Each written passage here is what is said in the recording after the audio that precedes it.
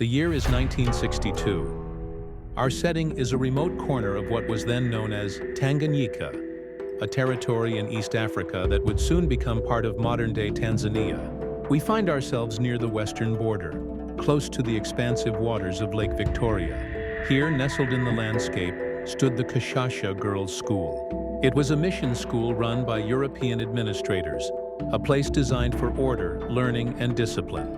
For the young women attending Kashasha, this school represented a rare opportunity.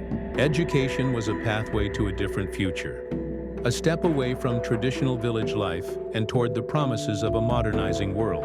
The environment was structured and predictable. The days were marked by bells, timetables, and the quiet scratch of chalk on blackboards. The school grounds were tidy, separated from the surrounding communities by fences and strict rules of conduct. Life here was intended to be serene and focused. The sounds were typically those of instruction, quiet study, or the regulated chatter of students during breaks. There was little in the atmosphere to suggest that this disciplined environment was on the verge of a profound and baffling disruption. The air was calm near the lake.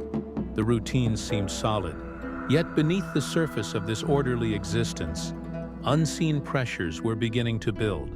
It was in this setting of enforced calm that one of history's most curious behavioral events would soon take root, defying the expectations of both the teachers and the students themselves.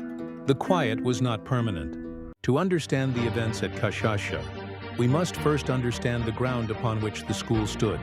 Tanganyika in 1962 was a nation in the very earliest stages of its rebirth. It had gained independence from British colonial rule just months earlier, in December of 1961. The atmosphere across the entire region was charged with a complex mix of emotions. There was immense hope and pride in self-governance. The old flags had come down, and new symbols of national identity were being raised. There was a sense of limitless possibility, a belief that the future belonged entirely to the people of Tanganyika. However, alongside this hope lived profound uncertainty. The colonial structures that had defined life for decades were gone or changing rapidly. The path forward was not clear. For the younger generation, particularly those in schools like Kashasha, this transition was deeply personal. They were the first generation expected to lead this new nation. The weight of expectation placed upon their shoulders was immense. They were navigating a difficult space between the traditional values of their home communities and the European-style education they were receiving. They were being trained for jobs that had not previously existed for them. The political landscape was shifting under their feet, and the social fabric of the country was being rewoven in real time. This was a period of intense societal stress, where the old rules no longer fully applied, and the new rules had yet to be written. It was within this climate of rapid, systemic change that the minds of the students were operating. The event began not with a shout, but with a sound that usually signifies joy. It was January 30th, 1962. The day began like any other Tuesday at the Kashasha Girls' School. Classes were in session, and the routine of mid-morning lessons was underway. According to historical records kept by the school administrators, the phenomenon started in a single classroom. 3 young students began to laugh. At first it seemed like an ordinary disruption, perhaps a shared joke whispered in the back row. A moment of youthful lack of focus. A teacher likely offered a standard reprimand, expecting the quiet order of the classroom to return. But the laughter did not stop. It was not the polite giggle of someone caught breaking a rule. Witnesses later described it as something different. It was persistent. It was disconnected from any obvious humor in the immediate environment. The girls were not laughing at a joke. They were simply laughing. The sound continued beyond the point of social normalcy. It began to draw the attention of the entire room, shifting the focus away from the lesson and onto the 3 students who seemed unable to compose themselves. What might have been dismissed as a minor behavioral issue in the first few minutes soon began to feel like something else entirely. The laughter was not a reaction to an external stimulus. It appeared to be generated from within, a release mechanism that, once triggered, could not easily be switched off. This was the first ripple of a wave that would soon engulf the entire institution. As the minutes ticked by, the atmosphere in the classroom shifted from annoyance to genuine confusion. The teacher in charge attempted the usual methods of restoring order. Commands to be silent were issued. Threats of punishment were likely stated.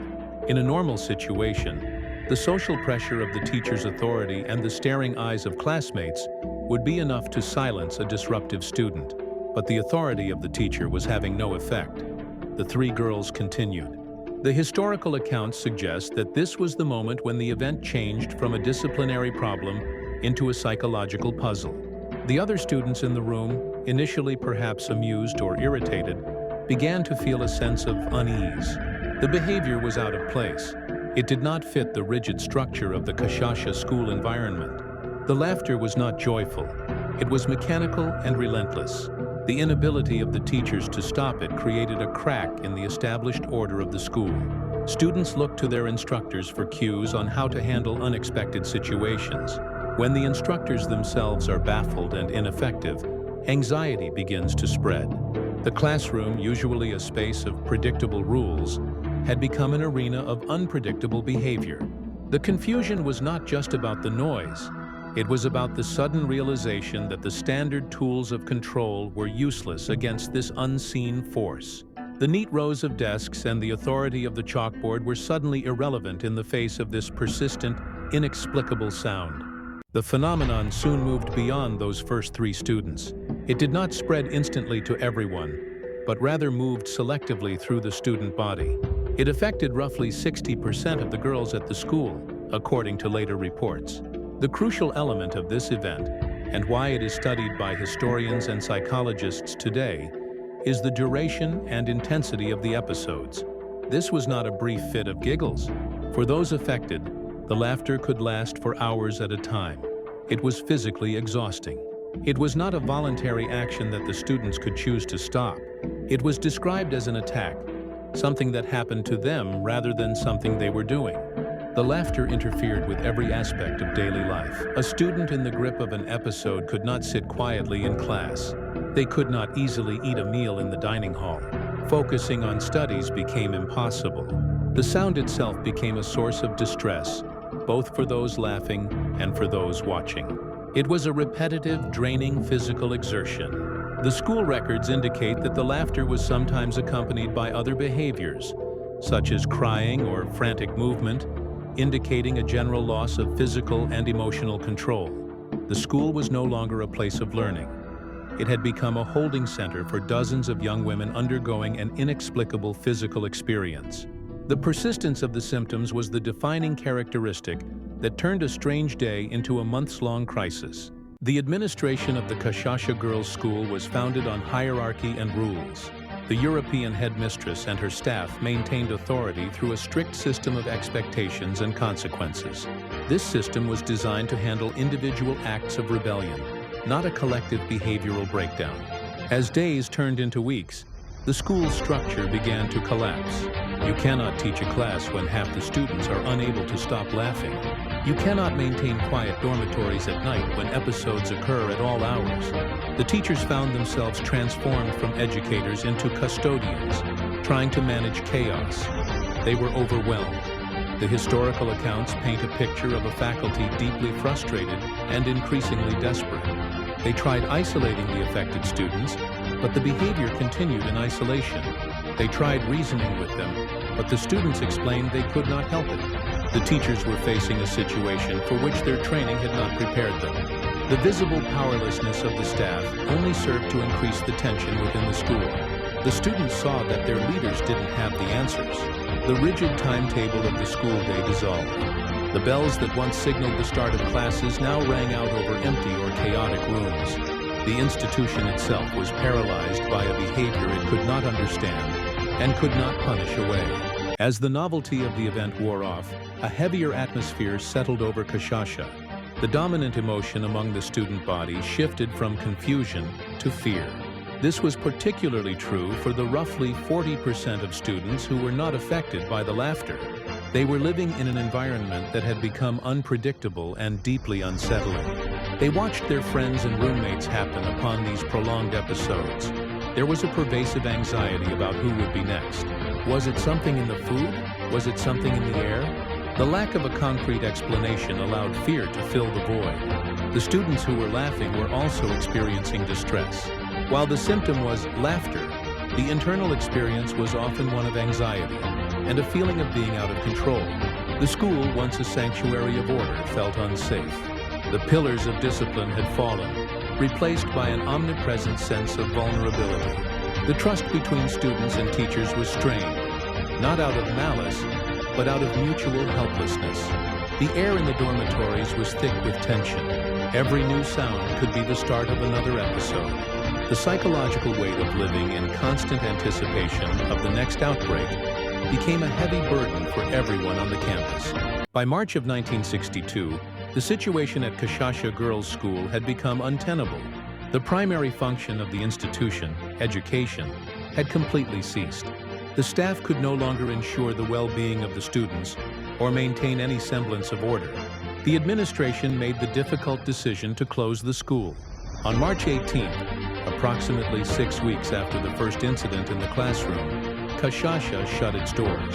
The hundreds of students housed there were sent home. This was a massive logistical undertaking, requiring the transport of young women back to villages scattered across the region. The school authorities likely believed that dispersing the students would break the cycle. They hoped that removing the girls from the environment where the laughter began would cause the symptoms to cease. This decision, while practically necessary, marked a significant escalation in the historical narrative of the event. It was an admission of institutional defeat. The school could not solve the problem within its own walls. Furthermore, the act of closing the school had an unintended consequence.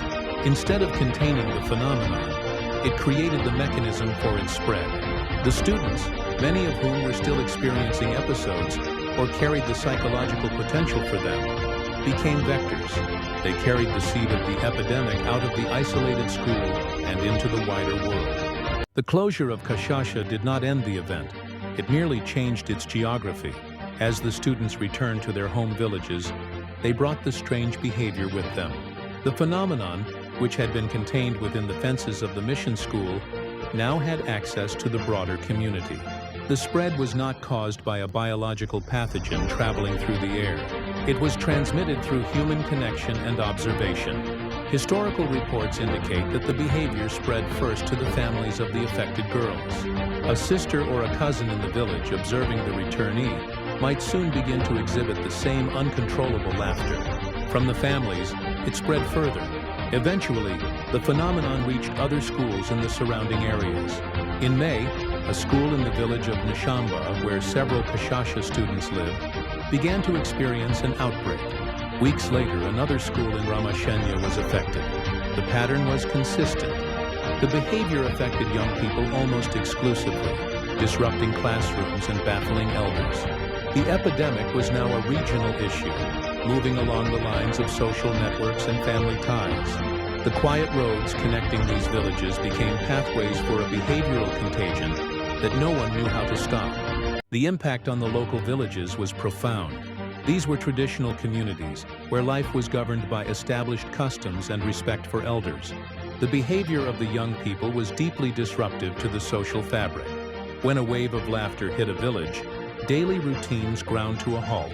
It was impossible to carry out chores, attend markets, or hold community meetings when significant numbers of the youth were incapacitated by these episodes. The reports describe scenes where work in the fields would stop because the young laborers were unable to control themselves. When the episodes subsided, they often left the affected individuals exhausted and withdrawn. The villages were left in a state of bewildered quiet, with parents looking on helplessly as their children oscillated between frantic activity and drained lethargy. The traditional healers were often as confounded as the school teachers had been. The elders, the keepers of community wisdom, had no precedent for this specific type of widespread behavioral breakdown among the youth. The epidemic was challenging not just the new structures of colonial education, but the ancient structures of village life as well. As the phenomenon spread, medical professionals were inevitably brought in to investigate. In 1962, the immediate assumption of many authorities was that there must be a physical, biological cause. Doctors and health officials arrived to examine the affected students. They conducted standard medical investigations. They looked for signs of infection, such as fevers or swollen glands. They tested for common tropical diseases that might affect the nervous system. They considered the possibility of food poisoning or environmental toxins contaminating the water supply at the schools. The results of these investigations were consistently negative. There was no virus, no bacterium, and no poison to be found. The physical health of the students, apart from the exhaustion caused by the laughter itself, appeared to be normal. This was a source of immense frustration for the medical teams. Their toolkit was designed to identify and treat biological pathogens, not psychological or behavioral waves. The failure of Western medicine to provide a diagnosis or a cure added another layer of mystery to the event. It reinforced the idea that this was something existing outside the realm of conventional physical illness, something that resided in the mind rather than the body. The failure of medical explanations opened the door for a wider range of interpretations, highlighting the cultural divide in Tanganyika at the time. The European staff at the schools and the Western-trained doctors viewed the event through one lens, while the local populations viewed it through another. For some in the local communities, the behavior was interpreted through traditional spiritual beliefs. It might be seen as a form of possession, or the result of broken taboos, or ancestors expressing displeasure. These explanations provided a framework that made sense within the local worldview, even if they were dismissed by the colonial administrators. However, a more universal factor was also at play: profound stress. Historians and anthropologists looking back on the event emphasize the extreme cultural pressure placed on these young women. They were being asked to bridge two very different worlds. The school demanded they adopt European manners, languages, and ways of thinking, which often directly contradicted the values of their home villages. They were living in a state of constant cognitive dissonance, trying to be two different people at once. This deep-seated cultural anxiety, simmering beneath the surface of their daily studies, needed an outlet. The laughter, irrational as it seemed, may have been a physical manifestation of this unbearable mental tension. We must look closely at the specific demographic affected. The laughing epidemic was almost exclusively confined to the young. The victims were adolescents and young adults, primarily female students. This was not random. Adolescence is inherently a time of psychological turbulence, characterized by heightened emotional reactivity and a strong need for peer acceptance. In the context of 1962 Tanganyika, these natural developmental challenges were magnified exponentially. These students were the chosen few who had gained access to higher education. Their families had sacrificed to send them there. Their villages were watching them. The fear of failure was paramount. Failing at school meant not just personal disappointment, but letting down an entire community. The pressure to succeed academically in a rigorous, unfamiliar language was immense. Furthermore, they were facing an unknown future in a new country. What would their roles be in an independent Tanganyika? The road ahead was exciting, but also terrifyingly blank. This combination of academic pressure, high expectations, and fear of the future created a psychological pressure cooker. The minds of these young students were burdened with weight that would be difficult for anyone to carry. The environment of the boarding school itself played a critical role in incubation of the event. Kashasha was a closed system. The students lived, ate, slept, and studied together in close quarters, isolated from the outside world. In such an environment, shared beliefs and behaviors can spread rapidly. Psychologists refer to this as social contagion. When a high-status or highly visible individual within a group begins to exhibit a behavior, others unconsciously mimic it. In a highly stressed environment, this mimicry can become involuntary. If the belief takes hold that there is something going around that makes people laugh, that belief itself becomes a self-fulfilling prophecy. A student feeling the same pressures as everyone else sees her friends start to laugh uncontrollably. Her own anxiety rises. She unconsciously interprets her own internal tension through the lens of what she is witnessing. The threshold for releasing that tension is lowered. The closed environment acts as an echo chamber, amplifying the behavior and validating it as the appropriate subconscious response to the shared stress of the situation. The school walls, meant to keep the world out, instead kept the behavioral contagion in, allowing it to gain critical mass. One of the most remarkable aspects of the Tanganyika laughing epidemic is what it was not. It was a massive, widespread instance of collective behavioral breakdown, yet it was entirely nonviolent. In many historical instances of mass civil unrest or behavioral contagion, the result is riots, property destruction, or physical aggression. Here, the manifestation was essentially passive. The students were incapacitated. They were loud. They were disruptive. But they were not aggressive toward others. This unique characteristic speaks to the nature of the underlying stress. It wasn't an angry rebellion against authority that manifested in fists and fire. It was an internal collapse that manifested in a release of raw, undirected energy. It was a quiet riot of the mind. The disruption it caused was significant, closing schools and paralyzing villages. But it achieved this through the sheer incapacity of the youth, not through active destruction. This absence of violence made the event even more perplexing to authorities, who were trained to handle tangible threats, not intangible waves of passive behavioral disruption. Just as the laughter did not begin all at once, it did not end all at once. There was no single day when the epidemic was declared over. Instead, it faded slowly over a period of many months. The schools that had closed remained shuttered for extended periods, some until nearly the end of May, others longer. When they reopened, they did so cautiously. The return to normalcy was gradual. The frequency and intensity of the laughing episodes began to decrease as the immediate shock of the event wore off, and as the students adjusted to their new reality outside the intense pressure cooker of the pre-closure school environment. The psychological fuel for the fire began to burn low. The contagion lost its momentum. Life in the villages returned to its rhythms, and slowly the schools resumed their routines. The event didn't conclude with a dramatic resolution. It simply exhausted itself, retreating back into the quiet history of the region, leaving behind a changed community and a lasting mystery. In the aftermath, district officers, medical personnel, and school administrators filed their reports. These documents, now housed in archives, attempt to capture the chaotic events in the dry, objective language of bureaucracy. They record the dates of school closures, the numbers of students affected, and the negative results of medical tests. They list the villages where the phenomenon spread. These reports provide the essential skeleton of historical fact: the who, what, where, and when. However, reading these reports today, one senses what is missing. The bureaucratic language struggles to convey the texture of the experience, the sound of the relentless laughter, the palpable anxiety in the dormitories, the confusion of the village elders.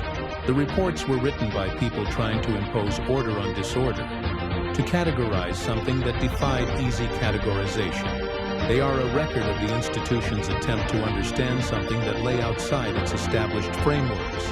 They tell us what happened externally, but they remain largely silent on the internal reality of those months. Today, historians and psychologists view the Tanganyika laughing epidemic as a classic textbook example of what is known as mass psychogenic illness, or MPI.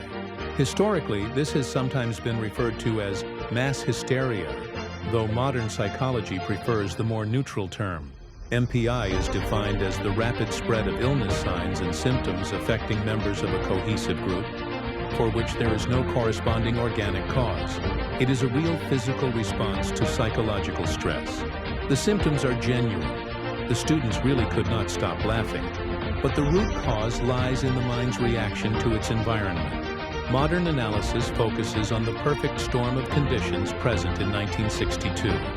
Extreme societal change, high academic pressure on a specific subgroup, young women, a closed environment, and a lack of established coping mechanisms for these new stressors. The laughter was a subconscious conversion of anxiety into a physical symptom that was readily imitated by others experiencing the same underlying pressures. It was a collective coping strategy, however disruptive, for an unmanageable psychological burden. It is tempting to view the events at Kashasha as a historical oddity, something belonging to a specific place and a less sophisticated time. However, The underlying mechanisms of the laughing epidemic are universal and timeless. Human beings are profoundly social creatures. We take our cues about how to feel and behave from those around us, often unconsciously, when a group is placed under intense, shared pressure, and when conventional outlets for that pressure are unavailable. The human mind can react in unpredictable, collective ways. While we may not see an exact replica of the laughing epidemic today, we frequently observe other forms of mass social contagion. In the modern world, these often play out through digital networks rather than physical classrooms. But the principle is the same. Anxiety, fear, and certain behaviors can spread like wildfire through a connected population. The trigger in 1962 was the pressure of post-colonial education. Tomorrow, the trigger could be something entirely different. The potential for collective behavioral shifts remains a fundamental part of the human condition. The Laughing Epidemic of Tanganyika remains one of the most compelling episodes in the history of psychology. It is a story that forces us to look beyond simple explanations of cause and effect. It reminds us that the boundary between the mind and the body is porous, and that psychological states can manifest as powerful physical realities. More importantly, the events of 1962 serve as a humbling reminder of the power of context. The young women of Kashasha were not ill. They were overburdened. They were standing at the intersection of history, caught between the past and the future, carrying the weight of a new nation's expectations. When the pressure became too great, their collective minds found an escape route that no one could have predicted.